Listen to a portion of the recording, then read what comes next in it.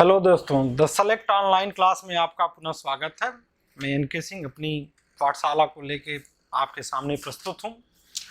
आज हम लोग बहुत ही crucial topic non finite verb के बारे में चर्चा करने चल रहे हैं। और नॉन फाइनाइट वर्ब एक ऐसी टॉपिक है कि यह एग्जामिनेशन पॉइंट ऑफ व्यू से इस पे बहुत सारे सवाल आते हैं। मैं कुछ सवाल भी रखूंगा, इसको कॉन्सेप्ट क्लियर करूंगा। इसके बाद जो कंपटीशन में सवाल आए हुए हैं उस पे भी मैं एक डिस्कशन करूंगा कि किस तरह से सवाल आते हैं, क्योंकि बहुत सारे लोग नाउन पढ़ाएंगे, प्रोनाउन पढ़ाएंगे और भी चीजें पढ़ाएंगे, लेकिन यह टॉपिक जो है ये इतनी आसान टॉपिक होती नहीं है और बच्चों को बहुत ज्यादा कॉम्प्लिकेशन।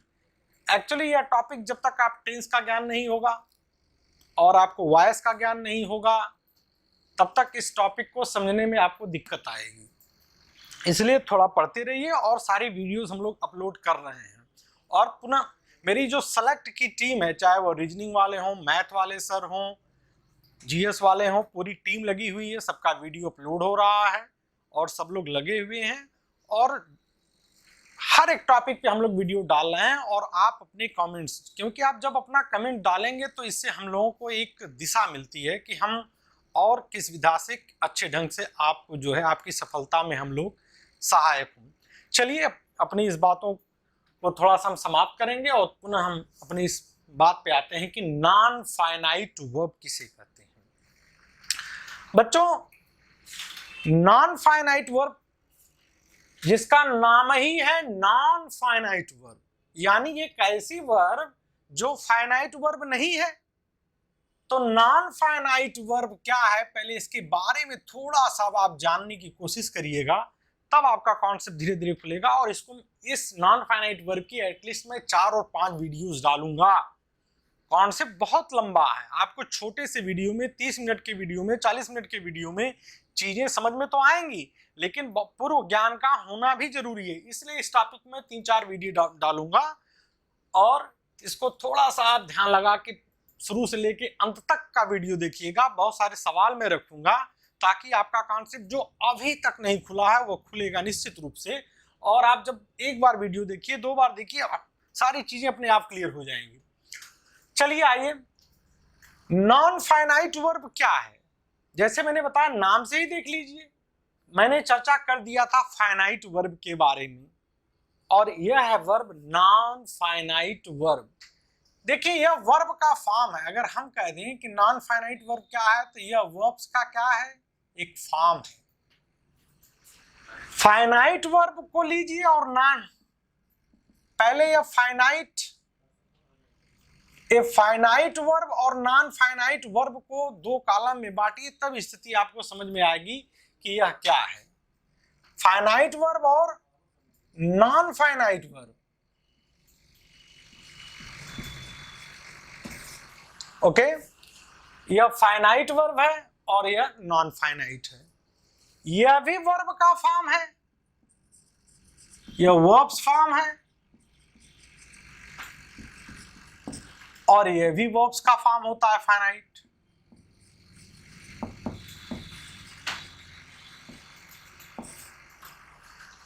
नॉन फाइनाइट वर्ब और फाइनाइट वर्ब, फाइनाइट वर्ब को ही प्रिंसिपल वर्ब कहते हैं, लेक्सिकल वर्ब कहते हैं।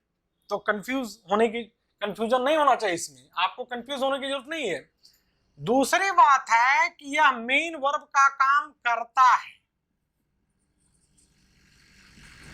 यह मेन वर्ब का काम करता है। Okay, it does the work of, it act as an main verb, whereas it doesn't work as main verb। यह मेन वर्ब का काम नहीं करता है, यह मेन वर्ब का काम नहीं करता है। और यह क्या करता है, फाइनाइट वर्ब मेन वर्ब का काम करता है। वर्ब की फॉर्म ये भी है, वर्ब की फॉर्म ये भी है।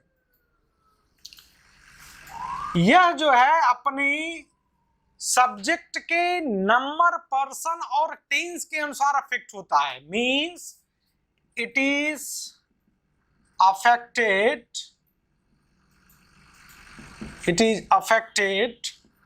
Bye the number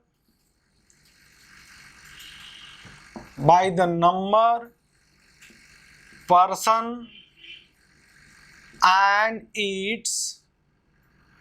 its subject। यह फाइनाइट वर्ब क्या होता है कि अपने सब्जेक्ट के नंबर पर्सन, अभी मैं बताऊंगा दिखाऊंगा कि कैसे इफेक्ट, यह अपने सब्जेक्ट के नंबर पर्सन और टेंस के अनुसार फाइनाइट वर्ब क्या होता है, चेंज होता है। लेकिन नॉन फाइनाइट वर्ब जो है it is not affected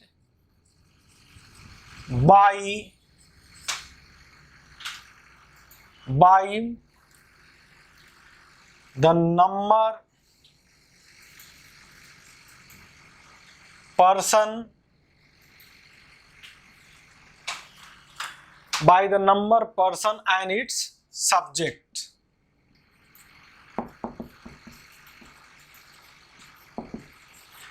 It is not affected by the number person and its subject। यह सब्जेक्ट के नंबर और पर्सन के अनुसार अफेक्ट नहीं होता है, और यह जो है उसके अनुसार जो है अफेक्ट होता है। यह टेंस के अनुसार परिवर्तित होता है, और यह टेंस के अनुसार परिवर्तित नहीं होता है। एक चीज जान लीजिए, तो दो चीज आपको ये क्लियर हो गई कि यह नॉन फाइनाइट वर्ब या वर्ब्स का फॉर्म है। एक बार यह इट इज नॉट, यह वर्ब्स का फॉर्म है, यह भी वर्ब्स का फॉर्म है। यह मेन वर्ब का काम करता है फाइनाइट वर्ब, लेकिन non finite verb main verb का काम नहीं करता है। और फाइनाइट वर्ब सब्जेक्ट के नंबर पर्सन के अनुसार अफेक्ट होता है, लेकिन नॉन फाइनाइट वर्ब सब्जेक्ट के नंबर पर्सन के अनुसार अफेक्ट नहीं होता है।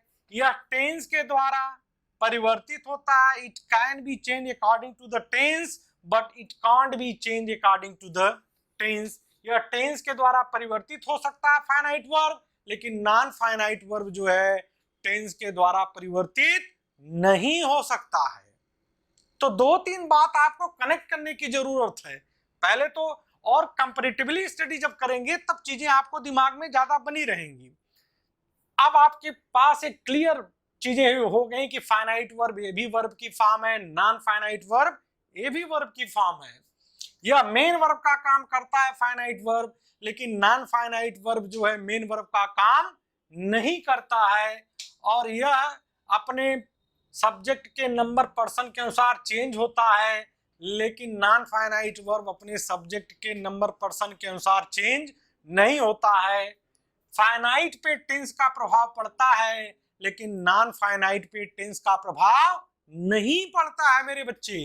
यह चीज आपके दिमाग में मेरे ख्याल से 4-5 बिंदु जो है मैंने बताया, मेरे हिसाब से आपको यह बात क्लियर हो गई होगी। चलिए हम थोड़ा सा इसको रब करेंगे और अपनी बात को आगे बढ़ाते हैं।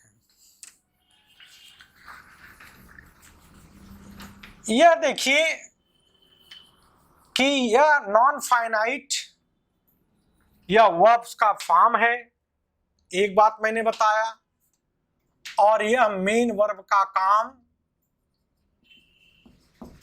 नहीं करती है, इसलिए मैंने यहां पे एक कट का निशान लगाया है। दो बातें रखिए, एक वर्ब्स का फॉर्म है और यह मेन वर्ब का काम नहीं करती। तीसरी बात मैं कह रहा हूं कि जो नॉन फाइनाइट वर्ब है यह तीन चीज का काम करता है। यह एडजेक्टिव का काम कर सकता है, एक बात, दूसरी बात नाउन का काम, और तीसरी बात एडवर्ब का काम। यह नॉन फाइनाइट वर्ब जो है यह तीन काम करता है, एडजेक्टिव का काम कर सकता है, नाउन का काम कर सकता है, और एडवर्ब का काम कर सकता है। तो अब ये हमारे पास तीन बातें निकल के आ रही हैं कि यह वर्ब का फॉर्म है, यह मेन वर्ब का काम नहीं करता है, इसका काम केवल एडजेक्टिव, नाउन और एडवर्ब का करना, और एक बात और समझिए कि it is not affected by the number it is not affected by the number and person. It is not affected by the number, person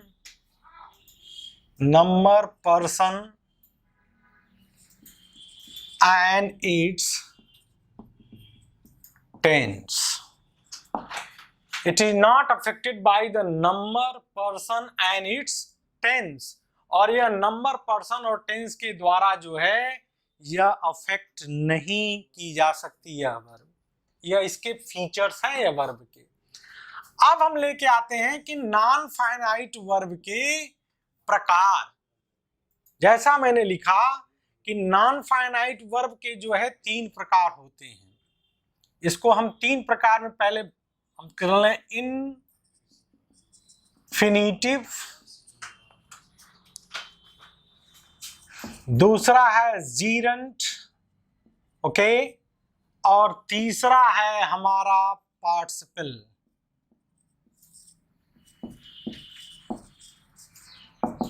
तीसरा है पार्टिसिपल।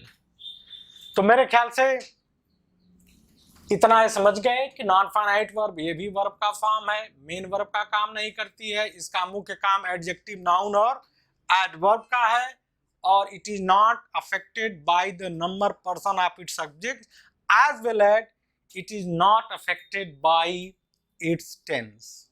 जब सब्जेक्ट का नंबर, पर्सन रहेगा तो वह टेंस के अंतर्गत ही आएगा। ठीक है, इन सब बातों को लेते हुए अब आइए इसके डिवीजन पे, forms of non finite verb के बारे में हम चर्चा करते हैं थोड़ी सी।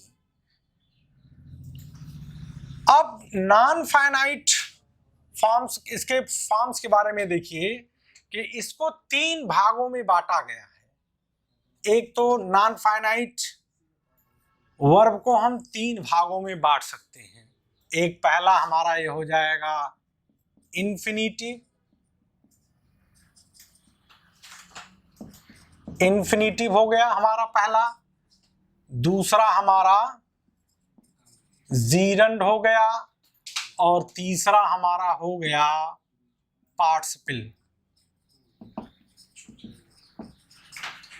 तीसरा हमारा पार्टिसिपल हो गया। देखिए, जो इन्फिनिटिव होता है वह 3 तरह से फंक्शन करता है। जो इन्फिनिटिव होता है वह 3 तरह से फंक्शन करता है। वह नाउन का काम भी करता है, एडजेक्टिव का भी काम करता है,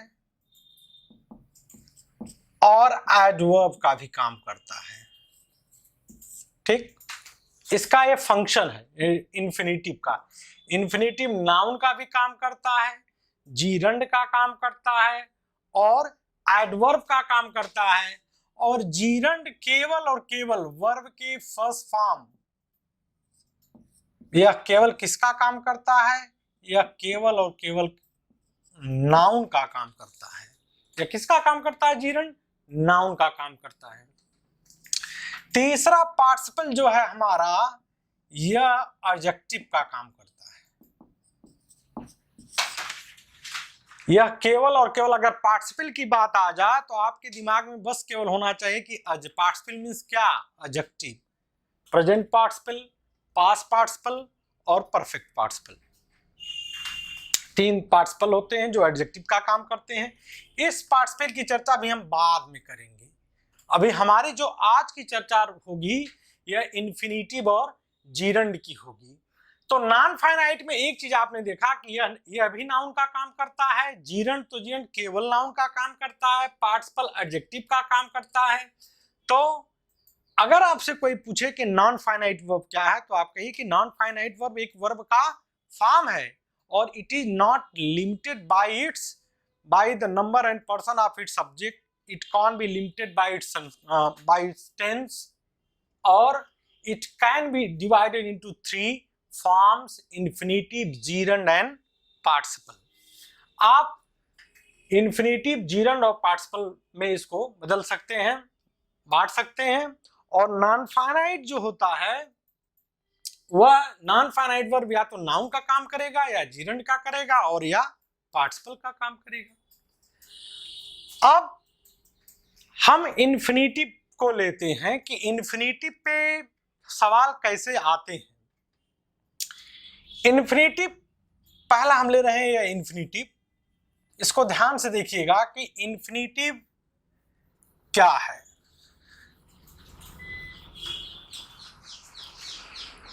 देखिए जो इन्फिनिटिव है, ये पहला मैं ये ले रहा हूं इन्फिनिटिव। जो इन्फिनिटिव है इसके भी 4 फॉर्म्स होते हैं। पहला होता है आपका सिंपल इन्फिनिटिव,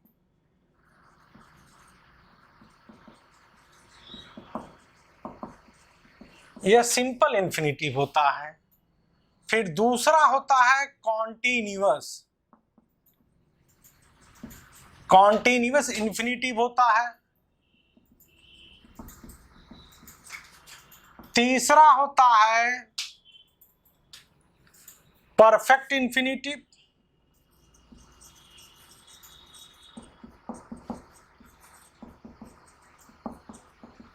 इन्फिनिटिव, और चौथा होता है परफेक्ट कॉन्टिन्यूअस इन्फिनिटिव। ये 4 इन्फिनिटिव के प्रकार हैं और चारों बहुत महत्वपूर्ण हैं। जो सिंपल इन्फिनिटिव होता है मेरे बच्चे, यह 2 तरह का होता है। एक फुल इन्फिनिटिव होता है, यह फुल इन्फिनिटिव होता है। यह फुल इन्फिनिटिव जो होता है यह वर्ब की फर्स्ट फॉर्म 2 प्लस वर्ब का फर्स्ट फॉर्म होता है। और यह एक बेयर इन्फिनिटिव होता है। यह बेयर इन्फिनिटिव होता है। तो आज हम इस केवल और केवल सिंपल इन्फिनिटिव के बारे में चर्चा करेंगे, वो भी फुल इन्फिनिटिव के बारे में। बेयर इन्फिनिटिव के बारे में मैंने चर्चा किया हुआ है, आपको जब कॉजेटिव वर्ब पढ़ाया है उस प्रीवियस वीडियोस में जाके देखिएगा, तो उसमें लेट है, हैव है, बिड है, और जब वो वीडियो देखिएगा तो वहां पे कॉन्सेप्ट क्लियर होगा। अब हम थोड़ी सी चर्चा को बढ़ाते हैं कि इन्फिनिटिव और जीरंड में क्या अंतर है। आइए, इन्फिनिटिव ये आप पुनः मैं आपको बता दूं कि नॉन फाइनाइट वर्ब या वर्ब का फॉर्म है, यह मेन वर्ब का काम नहीं करता, यह टेंस के अनुसार नहीं गवर्न होता है और नहीं टेंस का इस सेंटेंस का जो है सब्जेक्ट इसके ऊपर कोई प्रभाव नहीं डालता है। और यह नॉन फाइनाइट वर्ब जो है 3 तरह से कार्य करता है, या तो यह एडजेक्टिव होगा, या तो यह नाउन होगा, और या तो एडवर्ब होगा। नॉन फाइनाइट वर्ब 3 तरह से फंक्शन वाक्य में करता है। फिर हमने नॉन फाइनाइट में पहला जो लिया इन्फिनिटिव। इन्फिनिटिव भी 4 प्रकार के होते हैं। सिंपल इन्फिनिटिव होता है, परफेक्ट इन्फिनिटिव, कॉन्टिन्यूअस इन्फिनिटिव और परफेक्ट कॉन्टिन्यूअस इन्फिनिटिव होते हैं। 4 प्रकार के इन्फिनिटिव होते हैं। इसके बारे में हम क्रमवार चर्चा भी बाद में करेंगे। केवल आज मैं फुल इन्फिनिटिव के बारे में चर्चा करने चल रहा हूं। आइए इसको हम देखते हैं।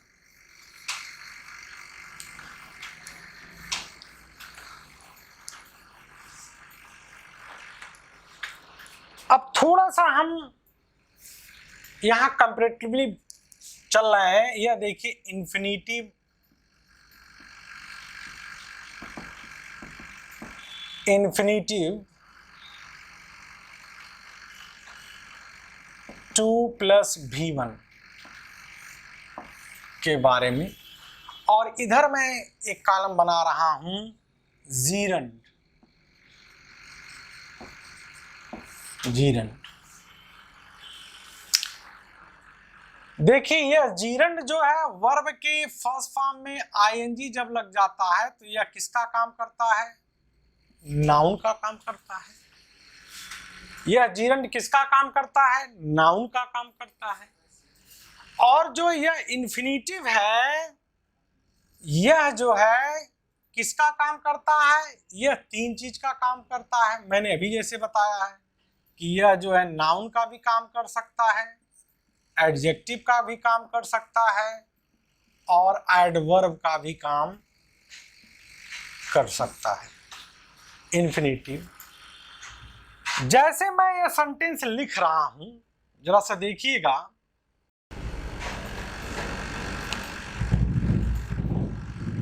जैसे अगर हम कहें कि आई वॉन्ट टू प्ले, यहां पर देखिए आई वॉन्ट टू प्ले, यह वांट क्या है, मेन वर्ब है। यह वांट क्या है, मेन वर्ब। अब मेन वर्ब कब आता है, या तो सब्जेक्ट के बाद आएगा या हेल्पिंग वर्ब के बाद आएगा। तो ये आपके दिमाग में होना चाहिए, you should keep in mind main verb comes just after the subject और it comes after the helping verb. तो ये देखिए यह सब्जेक्ट के बाद आ रहा है, यह मेन वर्ब है। और टू प्ले भी क्या है, यह भी एक वर्ब है, लेकिन यह किसका काम कर रहा है। एक सेंटेंस में अगर यहां लिखूं कि आई वांटेड टू प्ले, और तीसरा सेंटेंस में लिख दूं कि दे वांट टू प्ले, तो देखिए इस वांट में यह आई था तो वांट हुआ, यहाँ आई है तो वांटेड किया, दे रहा तो वांट हुआ प्लूरल। तो कहने का मतलब कि यह मेन वर्ब अपने सब्जेक्ट के अनुसार, टेंस के अनुसार बदलता है, लेकिन यह जो फाइनाइट नॉन फाइनाइट वर्ब है मेरे बच्चे, यह किसी के अनुसार बदलता नहीं है। तो दिमाग में जो सबसे बड़ी बातें रखनी चाहिए कि नॉन फाइनाइट वर्ब यह वर्ब का फॉर्म है, यह टाइम, यह अपने सब्जेक्ट के नंबर, पर्सन और टेंस के अनुसार यह बदलता नहीं है। यह किसका काम करता है, यह जो है नाउन का काम करेगा, चाहे एडजेक्टिव का काम करेगा, चाहे एडवर्ब का काम करेगा। जीरंड भी नाउन का काम करता है, पार्टिसिपल एडजेक्टिव का काम करता है, इन्फिनिटिव तीन चीज का काम करता है, नाउन का काम करता है, एडजेक्टिव का काम करता है और एडवर्ब का करता है। तो यह चीज आप हमेशा रखिए। लेकिन देखिए जैसे यह चीजें चेंज हो रही है, यहाँ टेंस आपने बदला, वांटेड इसके अनुसार बदल दिया, दे किया वांट किया, अगर ही करते तो वांट्स कर देते, ही वांट्स टू प्ले, तो जैसे आपने ही किया यहाँ वांट्स हो जाएगा। अर्थात मेन वर्ब पे आधिपत्य किसका होता है, सब्जेक्ट का होता है, यानी सब्जेक्ट के अनुसार मेन वर्ब अपना रोल अदा करता है। सब मेन वर्ब की स्टीयरिंग सब्जेक्ट के पास होती है, लेकिन नॉन फाइनाइट वर्ब ऐसा है कि वह जो है किसी के द्वारा कंट्रोल नहीं किया जाता है, वह वाक्य में स्वतंत्र रूप से बिहेव करता है। पहली बात तो ये आप जान लीजिए। अब थोड़ी सी चर्चा को आगे हम ले चलते हैं। इतनी बात मेरे ख्याल से आपको क्लियर हो गई होगी कि नॉन फाइनाइट वर्ब की यह कैरेक्टरिस्टिक्स हैं। अब देखिए जो चीजें मैं रख रहा हूं आपके सामने कि कैसे इन्फिनिटिव जो है वाक्य में जो है यह नाउन का काम करता है, एडजेक्टिव का काम करता है। और जैसे अगर हम कह दें कि he wants to play, he wants to play, एक वाक्य मैंने लिखा, और दूसरा मैं लिख रहा हूं कि ही वैन टू प्ले, और मेरे बच्चे मैं तीसरा सेंटेंस लिख रहा हूं कि he has no time to play. I have written 3 sentences in order to make you understand how the infinitive behaves as a different parts of speech. Okay? तो देखिए ये नाउन है। अगर he wants to play, देखिए सबसे बड़ी बात है कि आप जब आप what, whom, whose, which, sorry, हाँ, what, whom, whose और which के द्वारा और who,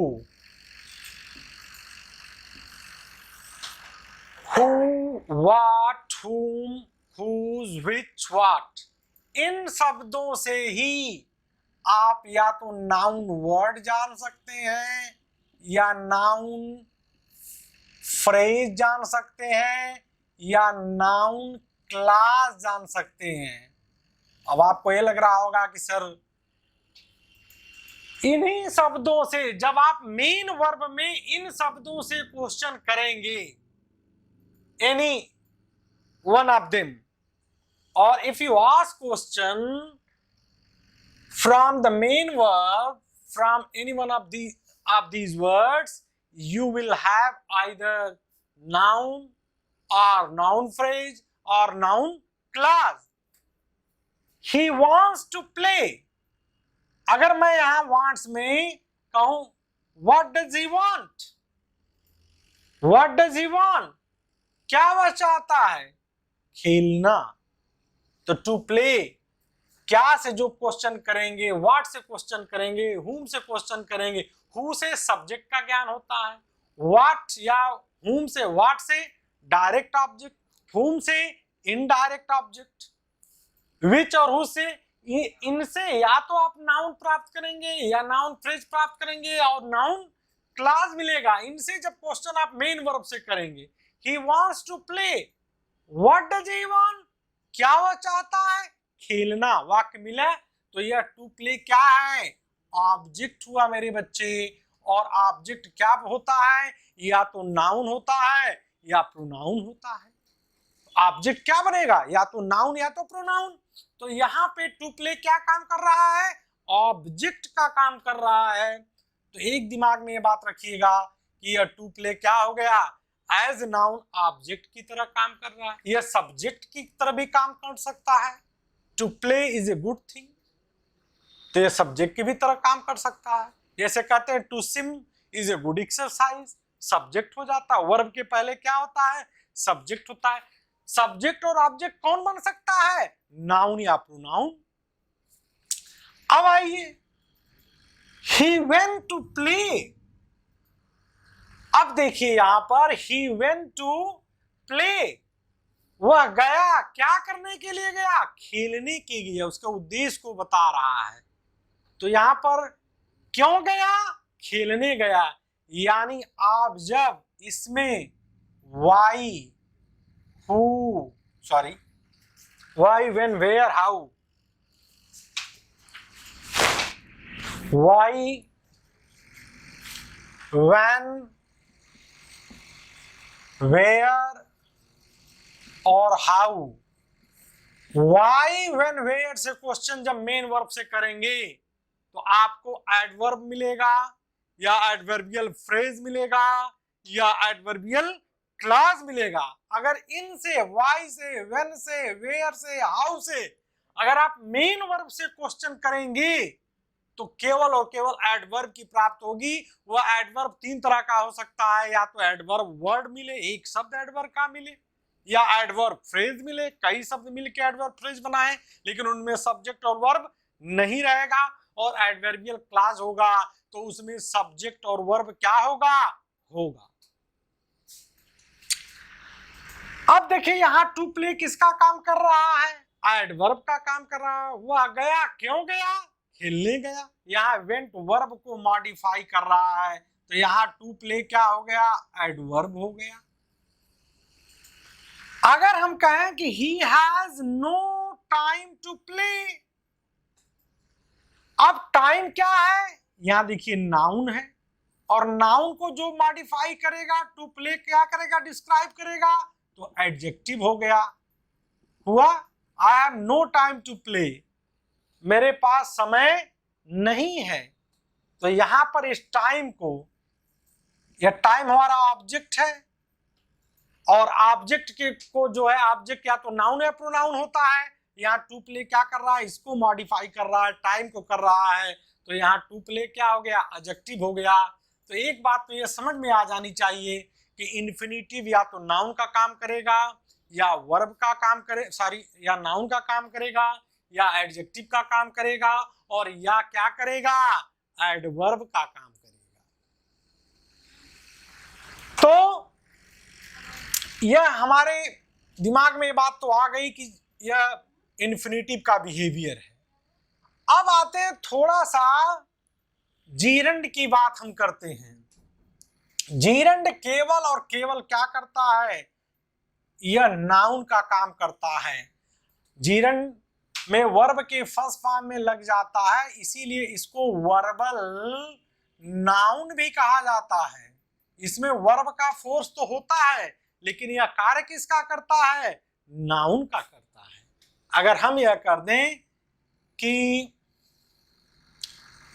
swimming is good for health, swimming is good for health, यहां स्विमिंग क्या है, यह देखिए वर्ब है, मेन वर्ब है। और जब मेन वर्ब हो तो मेन वर्ब के पहले सब्जेक्ट चाहिए, तो यहाँ स्विमिंग किसका काम कर रहा है, सब्जेक्ट का काम कर रहा है। तो यह स्विमिंग क्या हो गया, जीरंड हो गया। अगर मैं कह दूं दूसरा वाक्य कि I like swimming, I like swimming, अब यहां स्विमिंग क्या है, ऑब्जेक्ट का काम कर रहा है, तो यहां पे स्विमिंग जो है ऑब्जेक्ट हो गया। अगर हम कह दें हिज हॉबी इज स्विमिंग, यह क्या है, इज स्विमिंग, कॉम्प्लीमेंट का काम कर रहा है। जो इसकी हॉबी से सब्जेक्ट को, हॉबी और स्विमिंग दोनों एक है, इसको इक्वल के मार्क से रिप्लेस कर सकते हैं, यानी स्विमिंग या कॉम्प्लीमेंट, और कॉम्प्लीमेंट कौन हो सकता है, या तो नाउन हो या प्रोनाउन हो या एडजेक्टिव हो। तो कहने का मतलब कि कॉम्प्लीमेंट, तो पोजीशन इनकी चेंज हो सकती है। उसी तरह से to swim is a good exercise, I want to swim, तो इसकी भी पोजीशन जो है स्विम हो सकती है। अभी नाउन में यह भी सब्जेक्ट बन सकता है, सेंटेंस का ऑब्जेक्ट बन सकता है, किसी यह जो है कॉम्प्लीमेंट बन सकता है। अब जो हमको दो तीन चीजें जो अब मैं डिस्कस करने चल रहा हूं, बच्चों के मन में जो एक सवाल जो बहुत दिनों से चलता रहता है, बहुत सारी किताबों पढ़ने के बाद जो कंफ्यूजन की स्थिति बनी रहती है, वह कंफ्यूजन की स्थिति यह होती है कि कुछ वर्ब्स ऐसे होते हैं सर जहां हम लगा देते हैं उसके साथ जो हम जीरंड लगाते हैं, और कुछ वर्ब्स के साथ हम इन्फिनिटिव लगाते हैं। आपने तो रट लेते हैं कि इनके साथ यह लगता है, इनके साथ यह लगता है। जैसे अगर हम कह दें कि आई वांट टू स्विम, ठीक, और यहां लिखें कि आई लाइक स्विमिंग। अगर मैं आपसे क्वेश्चन करूं कि क्यों नहीं यहां स्विम कर रहे हैं, क्यों नहीं यहां स्विमिंग कर रहे हैं, तो ये तो जवाब रीजनेबल आंसर होना चाहिए ना। ऐसा तो है नहीं कि अपने मन से जो कह देंगे कि ठीक है सर यह वर्ब्स है, इनके साथ जो है यह लगता है, और यह वर्ब्स है इनके साथ यह है। लेकिन इससे तो आप कुछ राहत मिल जाएगी, लेकिन मेरे बच्चे इससे आपको कंप्लीट राहत मिलने वाली नहीं है, क्योंकि हर एक चीज का एक रीजनेबल जवाब होना चाहिए कि ऐसा है तो क्यों है, नहीं है तो क्यों नहीं है, या केवल और केवल द सेलेक्ट चैनल के माध्यम से जो अपने विषय के विशेषज्ञ टीचर्स हैं वो देंगे। आइए मैं बता रहा हूं, और ऐसा कंफ्यूजन कभी नहीं रहेगा। अगर मैं यह स्विमिंग यहां कर दूं आई वांट स्विमिंग, तो वाक्य क्या हो जाएगा, गलत हो जाएगा। अगर मैं कह दूं आई लाइक टू स्विम, तब भी गलत हो जाएगा। एक चीज अब जानिए कि इन्फिनिटिव यानी फुल इन्फिनिटिव की मैं बात कर रहा हूं यहां पर, यह फुल इन्फिनिटिव समझिएगा। इन्फिनिटिव भी चार प्रकार का होता है, मैंने अभी पहला लिया है फुल इन्फिनिटिव, यानी जो प्रेजेंट इन्फिनिटिव है, यानी सिंपल इन्फिनिटिव के दो भाग होते हैं, एक बेयर इन्फिनिटिव होता है और एक फुल इन्फिनिटिव होता है। तो फुल इन्फिनिटिव पे चर्चा हम कर रहे हैं, तो एक चीज यह जानिए कि क्या इनके बारे में क्या आप चीजों को पहले ये समझ लीजिए बच्चे। पहली बात यह जानिए कि जो फुल इन्फिनिटिव होता है यह काम करता है,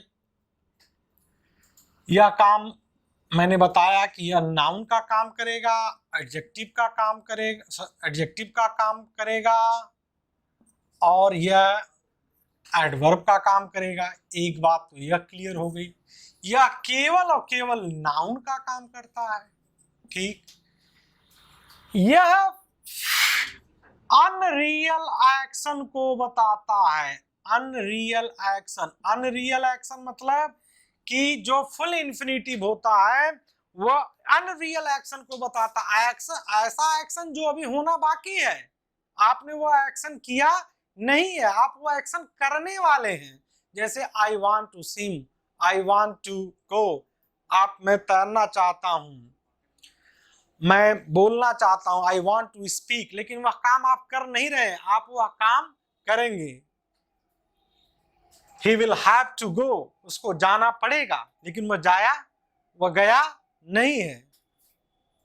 तो इसमें क्या होता है कि अनरियल एक्शन होता है, अर्थात इनकम्प्लीट एक्शन होता है। इनकम्प्लीट एक्शन होता है और इसमें जीरंड क्या है, इसमें जो है रियल एक्शन होता है बच्चे। रियल एक्शन को बताता है, यानी ऐसा एक्शन जिसका आपने एक्सपीरियंस ले लिया है, आप उसके बारे में आप जानते हैं। जैसे I love swimming, I love eating, I love playing, इसका मतलब कि वह एक्शन आपने पूर्व में उसका स्वाद लिया है, एक्सपीरियंस किया है, आपने पहले भी आपने स्विमिंग किया हुआ है, इसलिए इसका यह कंप्लीट एक्शन को बताता है, रियल एक्शन को बताता है और फिक्स्ड एक्शन को बताता है। यह क्या बताता है, कंप्लीट एक्शन को बताता है। जीरंड क्या करता है, कंप्लीट एक्शन को बताता है, रियल एक्शन को बताता है, यह इनकम्प्लीट एक्शन को बताता है। यह जो इन्फिनिटिव फुल इन्फिनिटिव होता है, purpose behind the action means इसमें an action is yet to happen. An action is, अगर इसको हम कह लें कि an action is yet to happen, इसमें एक्शन अभी घटित होने वाला है और इसमें एक्शन क्या है, कंप्लीट होता है। मतलब पर्पस बिहाइंड द एक्शन होगा, कोई किसी एक्शन के पीछे एक उद्देश्य होगा, इसलिए यह अनरियल एक्शन है, यह फिक्स्ड एक्शन है, यह कंप्लीट एक्शन को शो करता है, रियल एक्शन को करता है, यानी पूर्व में आपने उस चीज को एक्सपीरियंस किया हुआ है। जैसे आई लव ईटिंग, मैं खाना पसंद करता हूँ, I love playing, I prefer watching movies, मैं मूवी देखना पसंद करता हूँ, यानी पूर्व में भी आपने मूवी देखा हुआ है। तो यह रियल एक्शन को बताता है, यानी उस एक्शन का एक्सपीरियंस आपने पूर्व में किया हुआ है, लेकिन यह काम बताता है कि अभी काम होने को बाकी है, अभी आप काम ने किया नहीं है। तो यह इन्फिनिटिव टू और यह जीरंड का यह नेचर होता है। अब हम चर्चा करेंगे कि कुछ ऐसे वर्ब्स होते हैं जो केवल और केवल इन्फिनिटिव टू प्लस V1 लेते हैं, कुछ ऐसे वर्ब्स होते हैं जो केवल जीरंड लेता है, और कुछ वर्ब्स ऐसे होते हैं कि जो जीरंड और इन्फिनिटिव दोनों का प्रयोग होता है, और जब वही वर्ब कभी इन्फिनिटिव टू प्लस V1 के साथ प्रयोग होते हैं और जीरंड के साथ प्रयोग होते हैं, तो उनका स्ट्रक्चर भी बदल जाता है, अर्थ भी बदल जाता है, और परीक्षा में आपकी उलझन भी क्या होती है बच्चे, बढ़ जाती है। इसलिए आपको एकदम टेंशन लेने की जरूरत नहीं है।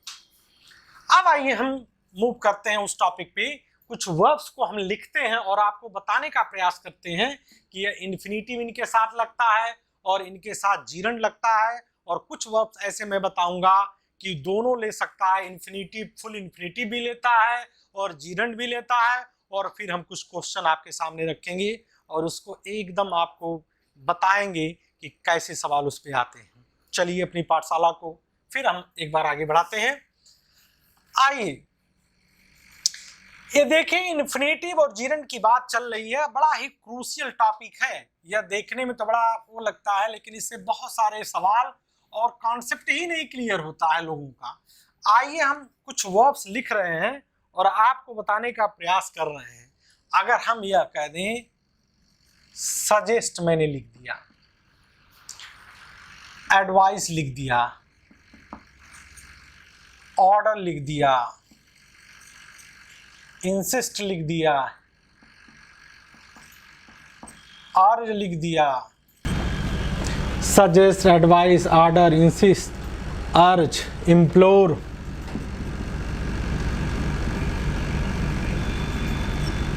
इंस्ट्रक्ट, यह हो गया। फिर मैंने लिखा कंपेल, लिखा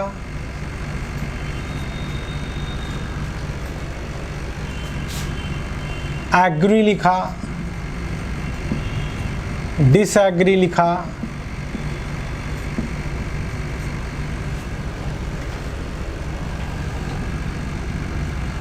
प्राइवेट, लिखा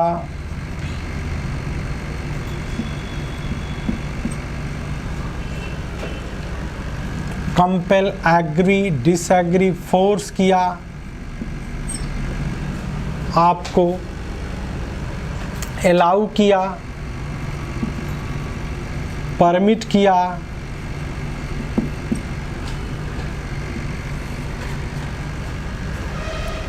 परमिट, अलाउ, ओब्लाइज किया, decide, determine,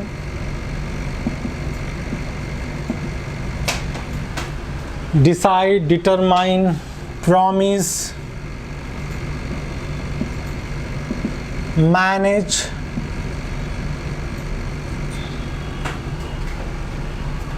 encourage, discourage,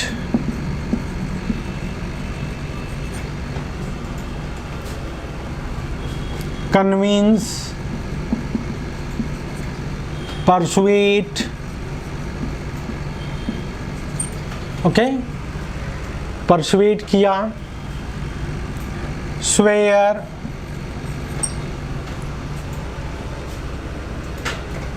fail, wish, want,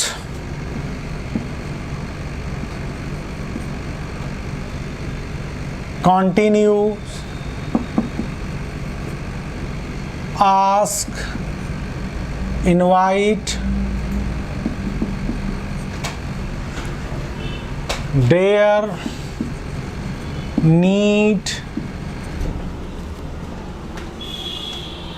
fail, remember, forget, stop, quit, regret,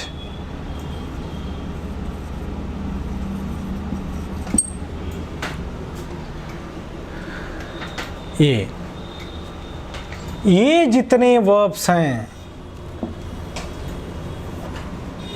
ये अपने साथ 2 + V1 लेते हैं, यानी फुल इन्फिनिटिव, और यह स्वयं कोई कार्य नहीं करते, किसी दूसरे से कोई कार्य करवाना। इसमें जो सजेस्ट है, एडवाइस है, किसी दूसरे को एडवाइस करेगा, सजेस्ट करेगा, ऑर्डर करेगा, कंपेल करेगा, एग्री करेगा, डिसएग्री करेगा, अलाउ करेगा, परमिट करेगा, ओब्लाइज करेगा। कहने का मतलब ये हमेशा अपने साथ क्या लेंगे, 2 + V1 फुल इन्फिनिटिव लेंगे।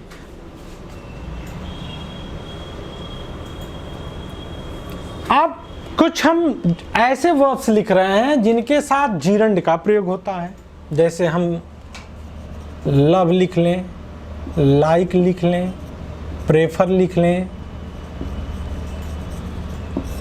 लिख लें, डिसलाइक लिख लें, पोस्टपोन लिख लें। लव है, लाइक है, प्रेफर है, डिसलाइक है, पोस्टपोन है, डिटेस्ट है और भी सारे हैं। इनके साथ जो है हमेशा क्या लगता है? जीरंड लगता है। इनके साथ क्या लगेगा? जीरंड लगता है। ये बात समझ में आ गई? इनके साथ 2 + V1 यानी एक्शन होना बाकी है, और जब इनके साथ जीरंड लगेगा तो एक्शन वहाँ हो चुका होगा, यानी वह घटना घट चुकी होगी। एक्शन क्या होगा? कंप्लीट होगा। अब हम कुछ वर्ब्स ऐसा रखते हैं आपके सामने कि जो जीरंड भी लेता है और आपका इन्फिनिटिव भी लेता है। आइए उस वर्ब को देख लें। स्क्रीन शॉट ले सकते हैं, आप इसको लिख सकते हैं। चलिए हम इसको फिर रब करते हैं।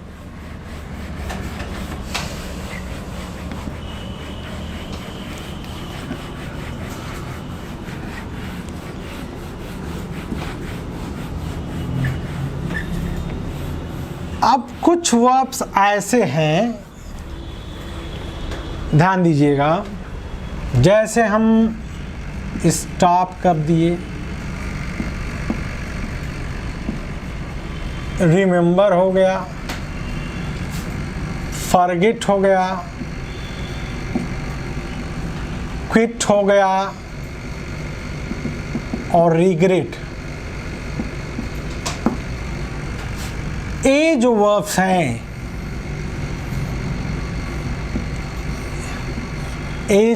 हैं, इनके साथ इन्फिनिटिव यानी 2 + V1 भी लगता है, और इन्हीं वर्ब के साथ आपका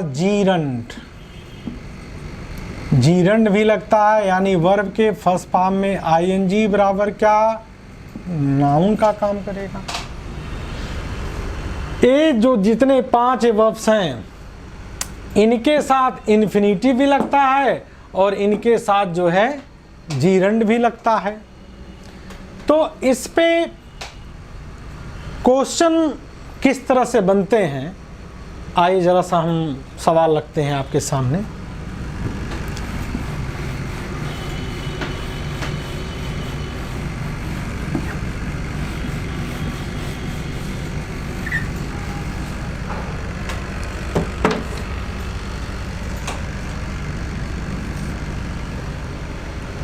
जैसे एक सवाल मैं रख रहा हूं,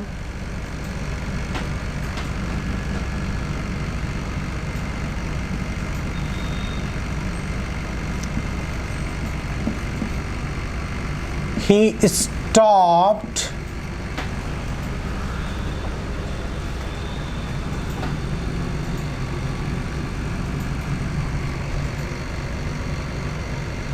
water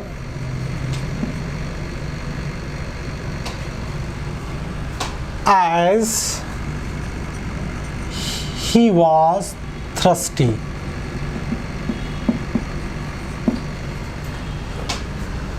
ओके, दूसरा क्वेश्चन मैं रख रहा हूं,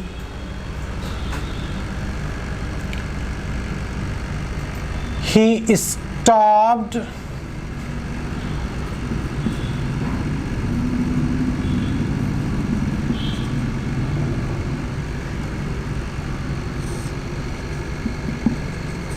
as it was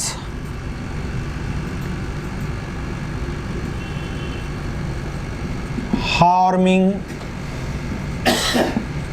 him। दो क्वेश्चन मैंने बनाया हुआ है और इसके लिए मैं सेम ऑप्शन दे रहा हूं। पहला ऑप्शन मैंने लिखा टू ड्रिंक, दूसरा ऑप्शन मैंने लिखा ड्रिंकिंग, तीसरा ऑप्शन ड्रैंक, और चौथा ऑप्शन मैंने लिखा ड्रंकन। ये 4 ऑप्शन है।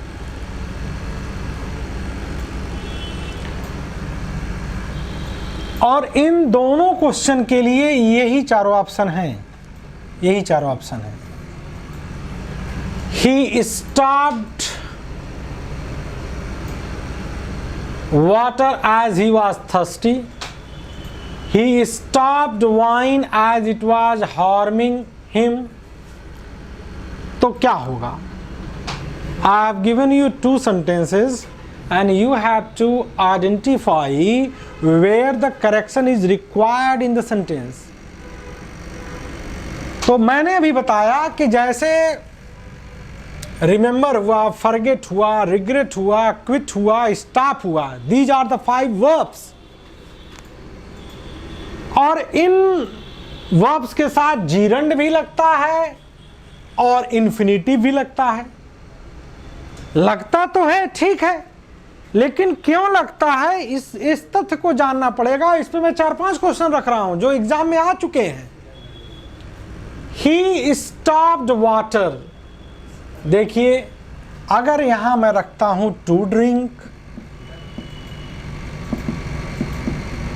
ही stopped to drink water as he was thirsty, और यहां मैं कहता हूं कि ही स्टॉप्ड ड्रिंकिंग।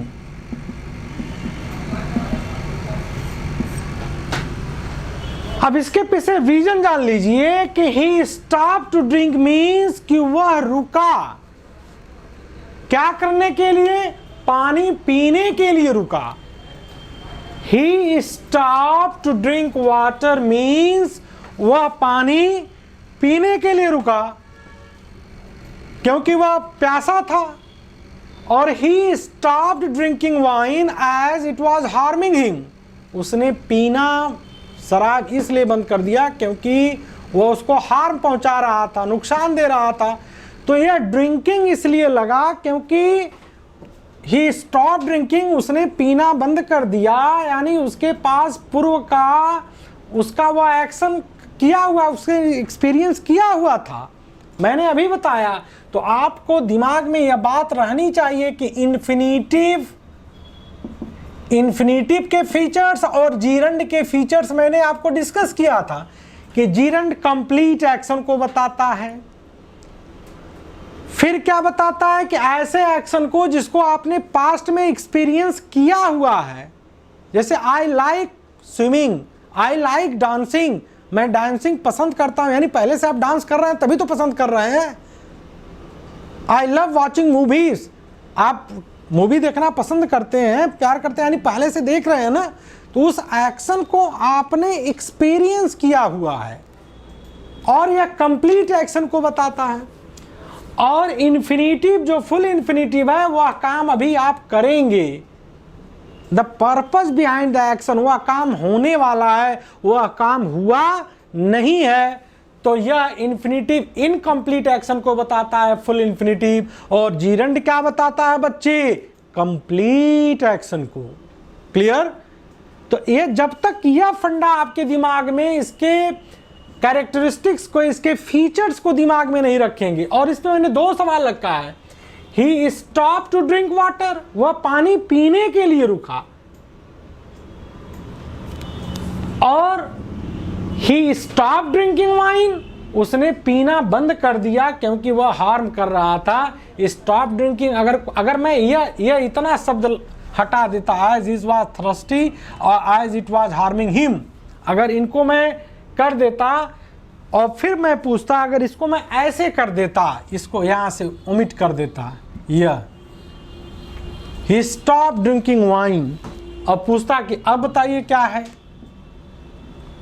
तो इस पहले का अर्थ हो जाएगा कि वह पानी पीने के लिए रुका, और दूसरे का अर्थ हो जाएगा कि उसने पीना बंद कर दिया। यह दोनों का अर्थ होता है। इसी पे एक क्वेश्चन फिर मैं रख रहा हूं। अगर मैं ऐसे इस क्वेश्चन को ऐसे रख दूं,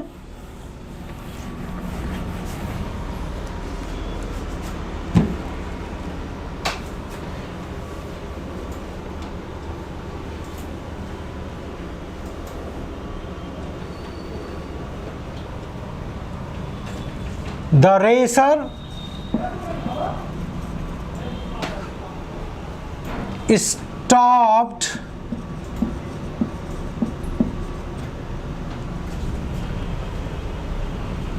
breathing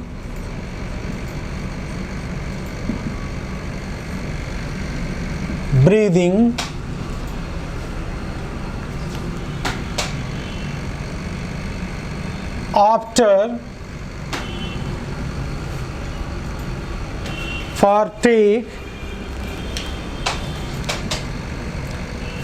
take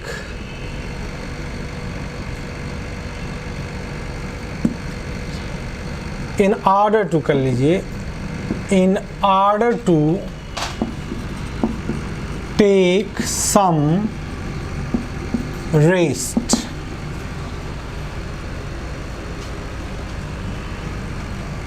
एक यह कर दिया मैंने, एक पार्ट यह कर दिया, एक पार्ट यह कर दिया और डी पार्ट कर दिया मैंने नो एरर, या कॉमन एरर का सवाल बन जाएगा।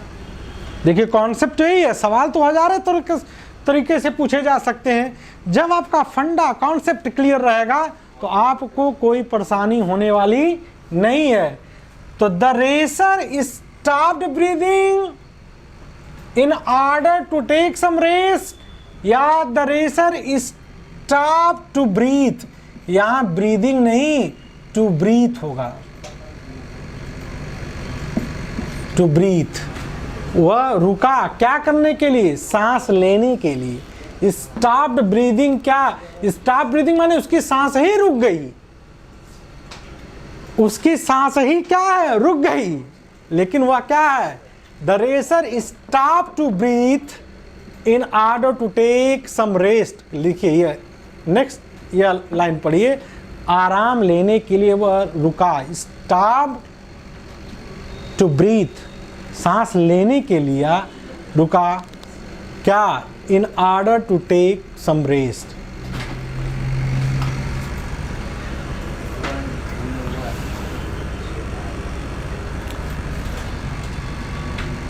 फॉर सम, यहाँ इन ऑर्डर टू मत करिए, यहाँ फॉर सम रेस्ट कर दीजिए, कंस्ट्रक्शन फॉर सम रेस्ट।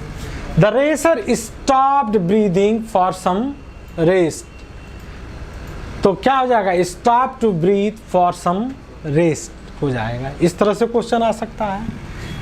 अब एक क्वेश्चन देखिए, जैसे मैं एक क्वेश्चन रखूं ऐसे, ही remembered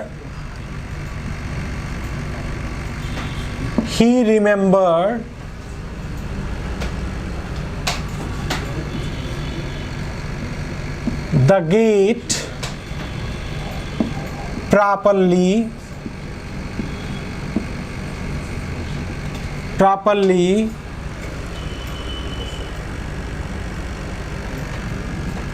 so he was aghast माने हक्का बक्का, so he was aghast to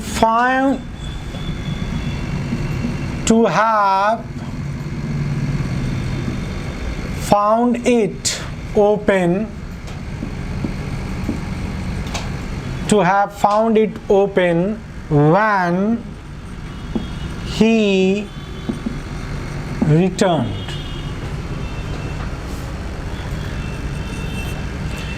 He remembered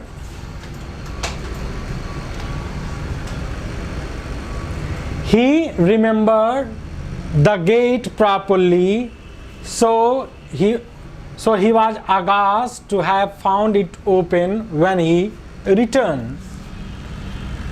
He remembered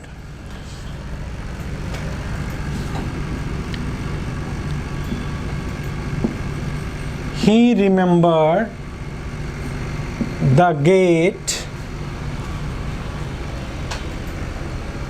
remembered the gate as I was asked to do so, as I was asked to do so for safety reason. For safety reason. I have written to he remembered the gate. अब यहाँ option मैं आपके लिए दे रहा हूँ इन दोनों question के लिए। इन दोनों क्वेश्चन के लिए मैं आपको सेम ऑप्शन दे रहा हूँ। पहला अगर हम कह दें लॉक, दूसरा हम कह दें लॉकिंग, तीसरा हम कर दें टू लॉक, और चौथा हम कह दें locked. Lock, locking, to lock और लॉक्ड, 4 ऑप्शन मैंने क्रिएट कर दिया है। और इस तरह से क्वेश्चन आ जाए तब आप क्या करेंगे?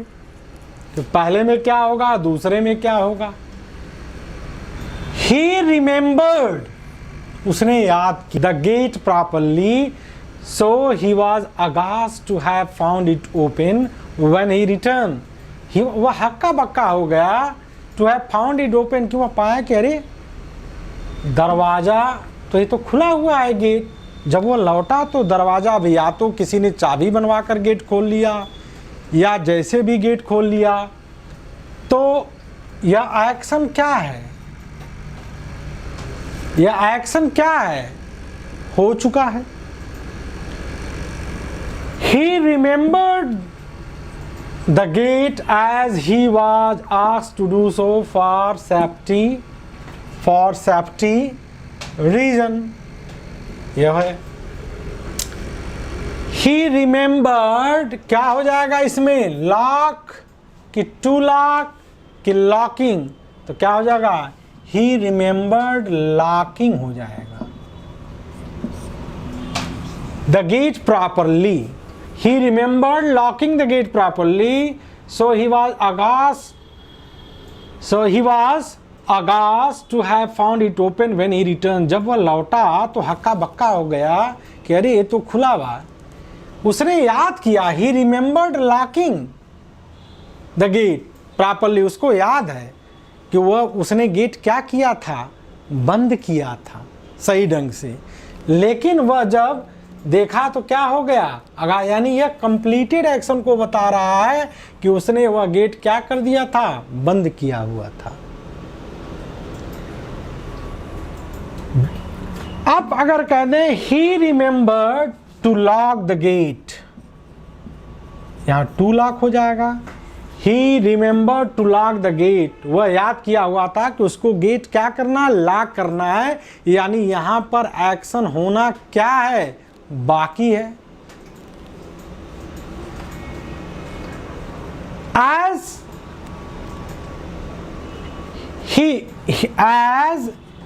he was asked to do so for safety reason, उसे कहा गया था। आस्क माने पूछना और आस्क माने कहना भी होता है। as he was asked to do so for safety reason, उसे कहा गया था सेफ्टी रीजन से कि दरवाजा भाई बंद कर लीजिएगा। तो इस पे एक्शन इनकम्प्लीट था, एक्शन होना था। तो यहाँ इन्फिनिटिव, फुल इन्फिनिटिव 2 + B1, और यहाँ एक्शन कंप्लीट है, उसने यह काम किया हुआ था। तो यहाँ पर क्या हो जाएगा? जीरंड हो जाएगा, और यहाँ जीरंड हो जाएगा, और यहाँ क्या हो जाएगा? इन्फिनिटिव हो जाएगा। अगर मान लीजिए अगर हम कह दें कि he remembered locking the gate, बस सीधे सीधे अगर इतना हम he remembered locking the gate, इसका अर्थ यह है कि उसने याद किया। उसको जब याद दिलाया गया तो उसको याद आया कि हाँ यार मैंने तो गेट क्या किया था? बंद किया हुआ था। एक्शन कंप्लीट है। he remembered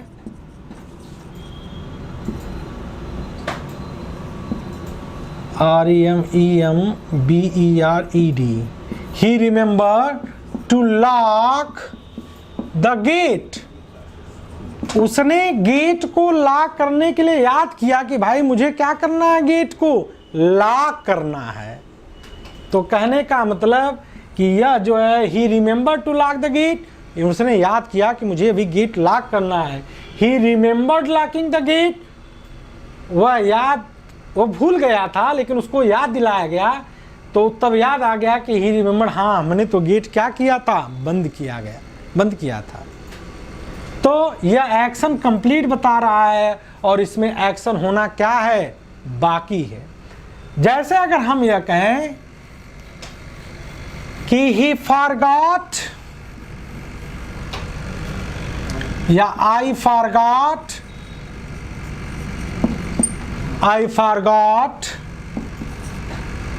to bring my umbrella.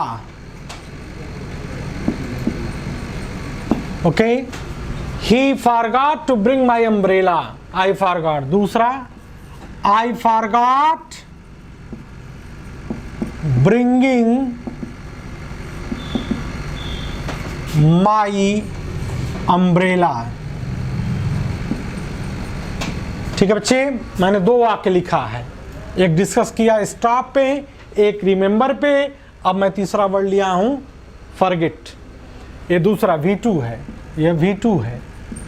I forgot, इसके बाद देखिए ये इन्फिनिटिव लगा है, यह जीरंड लगा है। तो I forgot to bring my umbrella, मैंने अपना अम्ब्रेला लाना क्या किया, भूल गया।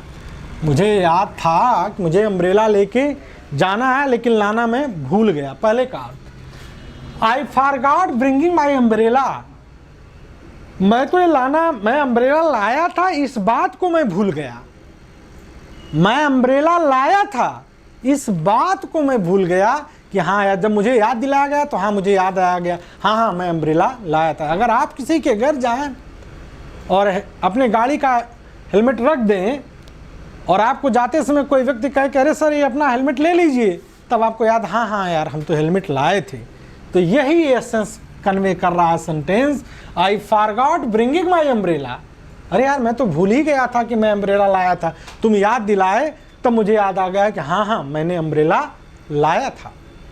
आई forgot to bring my umbrella, मैंने अपना अम्ब्रेला लाना क्या किया, भूल गया। इसका अर्थ यह हुआ।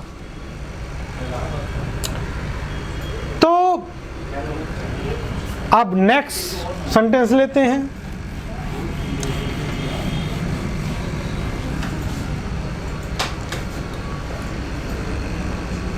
अगर हम कहें I quit to work here, I quit to work here, और I quit working here, I quit working here. मैंने कहा ना कि जैसे फॉरगेट हुआ, रिमेंबर हुआ, क्विट हुआ, रिग्रेट हुआ, स्टॉप हुआ, इनके साथ जीरंड भी आता है और इन्फिनिटिव भी आता है, लेकिन अर्थ जो है इंटायरली एक दूसरे से क्या होते हैं, चेंज हो जाते हैं बच्चे। जैसे I quit to work here, क्या अर्थ निकला, आई क्विट माने छोड़ना, मैंने कोई पूर्व का अपना काम छोड़ के टू वर्क हियर, यहाँ काम करने के लिए आया। I quit to work here, मैं कोई जॉब करता था, कोई काम करता था, मैं उसको छोड़ के यहाँ काम करने के लिए आया हूँ। I quit to work here, यानी मैंने कुछ छोड़ा है, टू वर्क हियर, यहाँ काम करने के लिए आया हूँ। आई क्विट वर्किंग हियर, मैंने यहाँ काम करना छोड़ दिया है। मैं कोई काम कर रहा था, I quit to work here, यहाँ काम करने के लिए मैं आया हूँ, मैं पूर्व में कोई काम मैं छोड़ के यहाँ आया हूँ। और दूसरे का अर्थ आई क्विट वर्किंग हियर, मैंने यहाँ काम करना छोड़ दिया, परिस्थिति बस या ऑफिस के किसी कारण से मैंने यह काम करना छोड़ दिया, तो आज मेरे बच्चे मैंने थोड़ा सा आपको थोड़ा सा यह दिखाने का प्रयास किया है कि जीरंड और पार्टिसिपल होता क्या है कि आपको कुछ टीचर से बता देते हैं कि इनके साथ इन्फिनेटिव लगा देना, इनके साथ जीरंड लगा देना, या आप रट लेते हो किताबों से। इससे बात बनने वाली नहीं है, आपको कारण समझ में आना चाहिए। यह बात दिमाग में याद रखिएगा कि इन्फिनेटिव टू फुल इन्फिनेटिव जो है एक्शन होना बाकी रहता है, इनकम्प्लीट एक्शन को बताता है, और जीरंड कंप्लीट एक्शन को बताता है, यानी ऐसे एक्शन को बताता है जिसका एक्सपीरियंस आपने पूर्व में ले लिया होता है। तो कुछ वर्ब्स ऐसे होते हैं कि जिनके पास 2+V1 लगता है। जीरंड इन्फिनेटिव जो है नाउन का भी काम करता है और एडजेक्टिव का भी काम करता है, एडवर्ब का भी काम करता है, और जीरंड केवल और केवल नाउन का काम करता है। लेकिन कुछ ऐसे वर्ब्स होते हैं जिनके साथ इन्फिनेटिव और जीरंड दोनों लगता है, और मैंने डिस्कस किया, स्टॉप हुआ, फॉरगेट हुआ, क्विट हुआ, रिमेंबर हुआ, रिग्रेट हुआ। 5 ऐसे वर्ब्स हैं जिनके साथ पार्टिसिपल भी आता, जिनके साथ जो है जीरंड भी आता है, इन्फिनेटिव फुल इन्फिनेटिव भी आता है। अब इन्फिनेटिव में भी कई प्रकार होते हैं, 4 प्रकार होते हैं। प्रेजेंट इन्फिनेटिव होता है, परफेक्ट इन्फिनेटिव होता है, कॉन्टिन्यूअस इन्फिनेटिव होता है, परफेक्ट कॉन्टिन्यूअस इन्फिनेटिव होता है। इनके रोल अलग अलग होते हैं, उससे क्वेश्चन अलग अलग से बनते हैं। उसी तरह से जीरंड में जहाँ अगर मैं जीरंड की बात करूँ तो जीरंड माने एडजेक्टिव, चाहे वो प्रेजेंट पार्टिसिपल हो, चाहे पास्ट पार्टिसिपल हो, चाहे परफेक्ट पार्टिसिपल है।